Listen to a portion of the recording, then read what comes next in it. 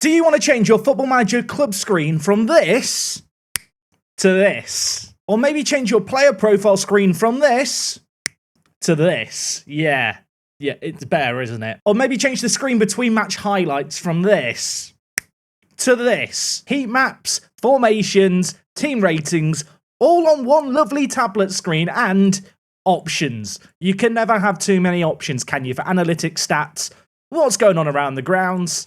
You want this. I want this. Let's cover how to do it in this video. How is it going, folks? Welcome back to the channel. I am Jack, also known as Work the Space, and today we are continuing on with our Football Manager 2024 graphics guides. Today, we are covering custom skins and how to install the skin that I use, WTCS Gold, as well as giving you a little bit of an overview of the skin and some tips for how you might want to make the most of it. This is a skin that has been made in conjunction with myself and Tom, TCS Tom. He is the brains of the operation. We've worked together on numerous skins over the last few years.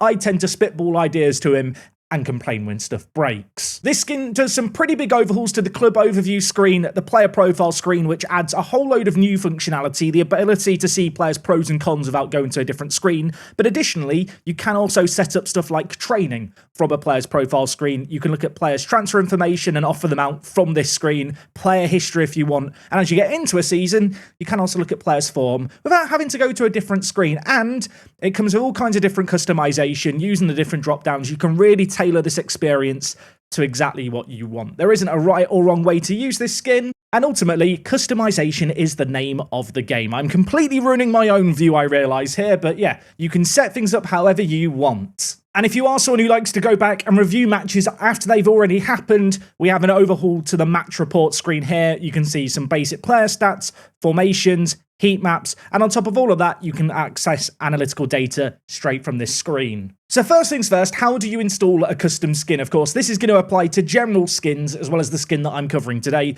First things first, you're going to want to download it. For TCS Gold, there is going to be a link to our SI forum post down in the description. This will be kept up to date as bug fixes and minor improvements come out. There is some stuff that we're cooking up that we couldn't get into the current version because the game's been out less than a week, but there are some more additions coming soon. From here, though, you're going to want to come down to the latest download page. Version 1.1 is the version live at the time of recording.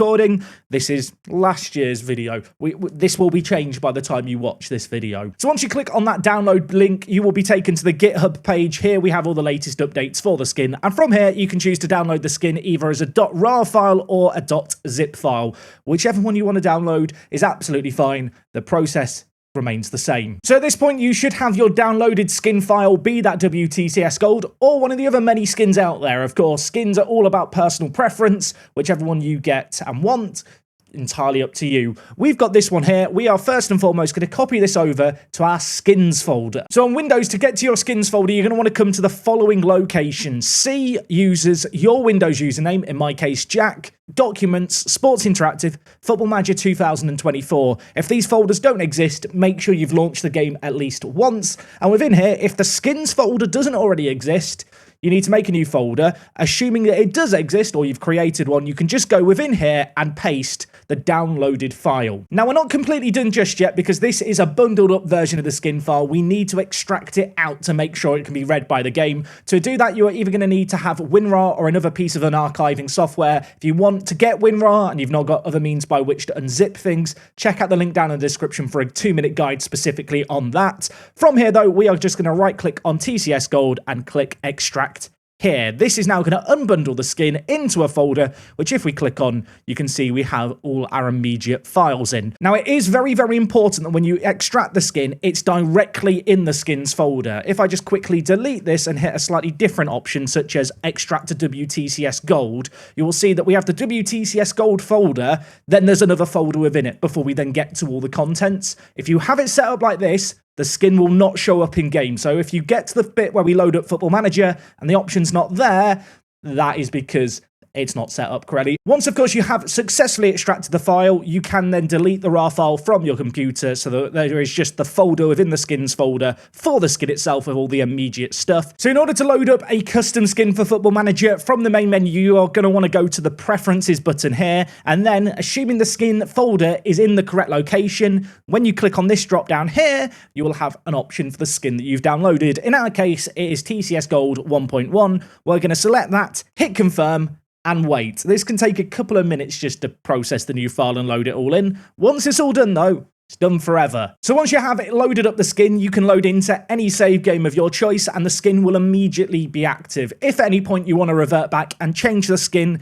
you can just go to your preferences, click the drop down and go back to the Football Manager one. It is worth noting that this skin is specifically designed for devices that run at 1920 by 1080p resolution. If you have any issues, maybe you plan an unsupported resolution, a couple of things you can do to try and get all the information on one screen. First thing is you can change the zoom of your game here. Zoom it out to make the text smaller in order to get more information on screen. The other thing you might want to try is if you just search sidebar, you'll be able to change the sidebar to icons only. I actually have this option on by default. With this skin, I do have my own custom attribute colours. If you're not a fan of yellow for the high numbers, that can also be changed in preferences. If you just search colour at the top, you can see here, customise skin colour, and from here, you can change the colour for excellent, good, average, and low attributes, or other colours if you so wish. And one minor bug that you may encounter, doesn't affect everyone, one of those weird Football Manager things. If you find yourself setting up all your panels however you want and then they keep resetting, if you hop into your preferences, just search custom and make sure that automatically override custom panels is ticked. If it's ticked and it's resetting,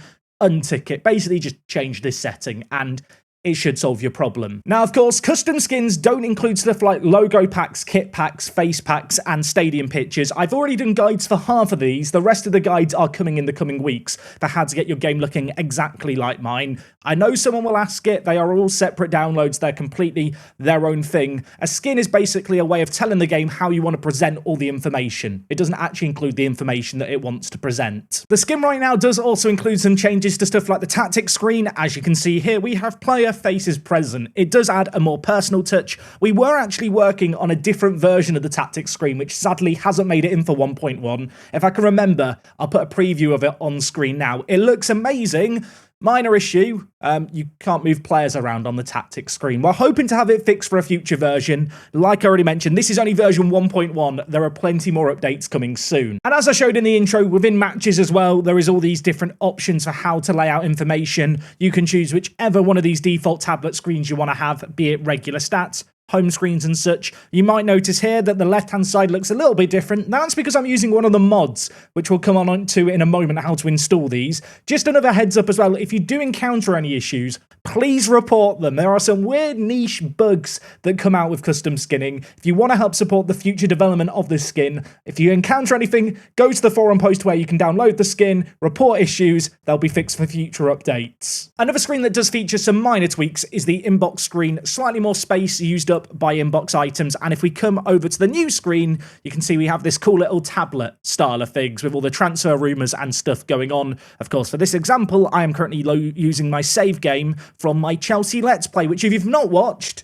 you should totally watch once you've finished installing all your FM graphics. One minor thing to cover as well, there are some additional customization options available for the skin. These can be found within the mods folder when you've downloaded and extracted your skin. There are different options here. These can be installed in many different ways. We have stuff like different captain armband icons, the ability to add player faces to squad lists. This makes it so that on screens like this, you actually have all the players' actual faces listed. And if you don't like the rectangular icons here, you can also make them circular using another one of the mods. To install these mods, if there's any that you particularly want. For example, I do use the content creator match layout. There is within here a readme that explains how to install it, and when it comes to installing these files, it's really simple. In this instance here, we just need to copy the panels folder, navigate back to the skins folder here where the panels folder by default exists, and within here, if we just hit paste, you can see there are two files with the same name. In replacing these files, we are now installing that customization mod. The skin is still very much a work in progress. There's lots of stuff we'd like to tweak and add to the skin.